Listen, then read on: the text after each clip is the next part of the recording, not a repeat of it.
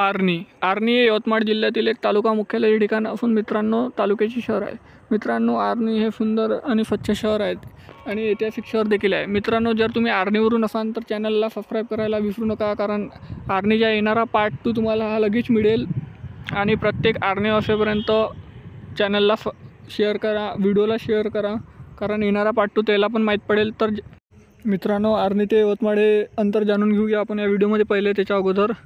तर चला व्हिडिओला सुरुवात करू। आर्णी ते यवतमाळ हे 43 किलोमीटर 48 मिनिटाचा रस्ता आहे। या आर्णीच्या वरचा व्ह्यू बघू शकता मित्रांनो। या आर्णीचा दर्गा दर्गा बघू शकता मित्रांनो।